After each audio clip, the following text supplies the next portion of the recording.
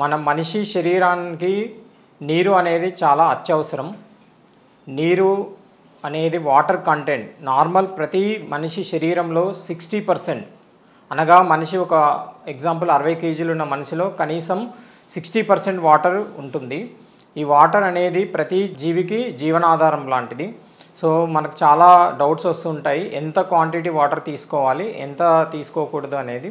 So normal మనిషి requirement of the water తన age బట్టి, తన శారీరక పరిస్థితి బట్టి, తను చేసే పని బట్టి, తన వయసును బట్టి, తనకు ఉన్న ముందు నుంచి ఉన్న జబ్బుల బట్టి ఉంటుంది.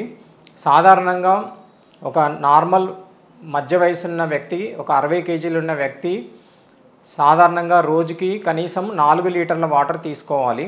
ఈ 4 లీటర్స్ వాటర్ అనేది ఇంక్లూడింగ్ నార్మల్గా ప్లెయిన్ వాటర్తో పాటు తను తీసుకునే పానీయాలు, పండ్ల రసాలు, ఇతరత్ర ఫుడ్లో తీసుకునే చారు అట్లాంటివి వాటి అన్నీ కలుపుకొని మినిమం 4 లీటర్లు తీసుకోవాలి. తర్వాత ఇది ఎప్పుడు తీసుకోవాలి?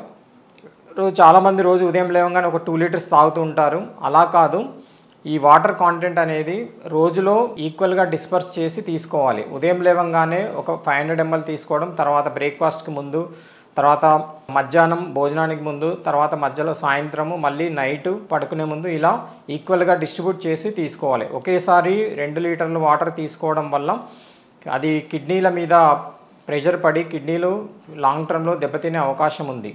సో మధ్య వయసున్న వ్యక్తి మినిమం 4 లీటర్ల నీటిని ఒక రోజులో పూర్తిగా ఈక్వల్గా డిస్ట్రిబ్యూట్ చేసి తీసుకోవాలి. అలాగే చిన్నపిల్లలు వాళ్ళ వయసును బట్టి, వాళ్ళ ఏజ్ని బట్టి క్వాంటిటీని తగ్గించుకోవచ్చు. అలాగే మనిషి చేసే పని బట్టి, ఇప్పుడు వైట్ కాలర్ జాబ్ చేసే వ్యక్తులు 2 to 3 లీటర్స్ తీసుకున్నా సరిపోతుంది. ఎందుకంటే వాళ్ళు ఎక్కువగా ఏసీలో పనిచేస్తూ ఉంటారు, వాళ్ళకి అంత అవసరం వాటర్ రిక్వైర్మెంట్ తక్కువగా ఉంటుంది. అదే ఒక వ్యక్తి బయట పనిచేసే వ్యక్తి, లేబర్ కానీ కూలీ పనిచేసే వ్యక్తి కనీసం 5 లీటర్లు 6 లీటర్ల వాటర్ కూడా తీసుకోవాల్సి వస్తుంది. అది టెంపరేచర్ బట్టి, చేసే పని బట్టి, చేసే కాలాన్ని బట్టి ఉంటుంది.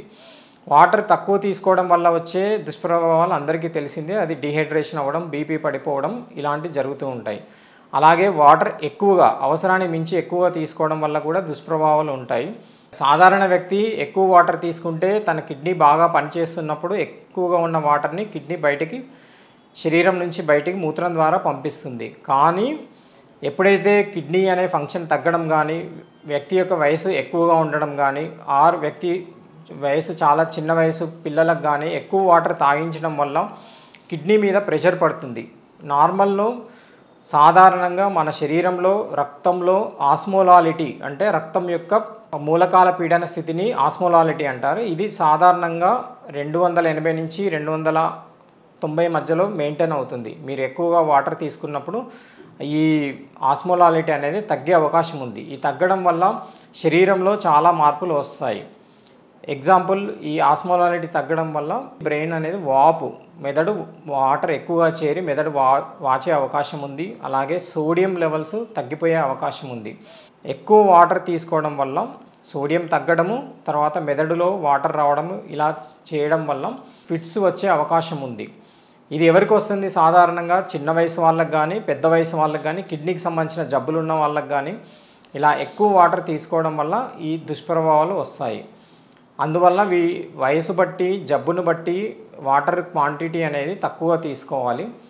ఎగ్జాంపుల్, కిడ్నీ జబ్బులు ఉన్న వాళ్ళు కానీ, గుండె జబ్బులు ఉన్న వాళ్ళు కానీ ఎక్కువ వాటర్ తీసుకున్నప్పుడు వారి శరీరం అనేది ఆ ఎక్కువ వచ్చిన వాటర్ని బయటికి పంపించలేని పరిస్థితిలో ఉంటుంది. అందువల్ల వాటర్ కంటెంట్ని చూసుకొని 2 లీటర్లు, 2.5 లీటర్లు, కొందరికి 1.5 లీటర్ కంటే ఎక్కువగా తీసుకోకూడదు. అది కిడ్నీ పరిస్థితి. అలాగే గుండె పనితనం కూడా తక్కువగా ఉన్నప్పుడు, గుండె పంపింగ్ కెపాసిటీ తక్కువగా ఉన్నప్పుడు కూడా వాటర్ కంటెంట్ తక్కువ తీసుకోవాలి. గుండె జబ్బులు ఉన్న వాళ్ళు, ఎవరికైతే ఎజెక్షన్ ఫ్రాక్షన్ 40 కంటే తక్కువగా ఉండి గుండెకు సంబంధించిన మందులు వాడుతున్న వాళ్ళు రోజు తీసుకునే వాటర్ అంతా కలుపుకొని 1.5 లీటర్ కంటే ఎక్కువగా తీసుకోకూడదు. ఈ గుండె జబ్బులు ఉన్న వాళ్ళు, ఎవరికైతే ఎజెక్షన్ ఫ్రాక్షన్ అనేది 40 కంటే తక్కువగా ఉన్న వాళ్ళు ఎక్కువగా వాటర్ తీసుకుంటే ఆ ఎక్కువగా ఉన్న వాటర్ అనేది పాదాలలో చేరుకుపోయి పాదాలు వాపు రావడం, తర్వాత వాళ్ళు పడుకున్నప్పుడు ఆ వాటర్ అనేది గుండెల్లోకి ఊపిరితిత్తులోకి వచ్చి ఆయాసంగా రావడం, అలాంటి ఇబ్బందులు వస్తాయి. అందువల్ల గుండె జబ్బులు ఉన్నవాళ్ళు కానీ, ఎజెక్షన్ ఫ్రాక్షన్ తక్కువగా ఉన్నవాళ్ళు కానీ, కిడ్నీ సంబంధించి కిడ్నీ ప్రాబ్లం ఉన్నవాళ్ళు కానీ, డయాలసిస్ మీద ఉన్నవాళ్ళు కానీ వాటర్ కంటెంట్ని 1.5 ఆర్ 2 లీటర్స్ 24 గంటల్లో అంతకంటే తక్కువగానే తీసుకోవాలి. సాధారణంగా మధ్య వయసు వాళ్ళు, ఎక్కువ పని చేసేవాళ్ళు, ఎక్కువ లేబర్ వర్క్ చేసేవాళ్ళు 4, 5, 6 లీటర్లు కూడా తీసుకోవచ్చు.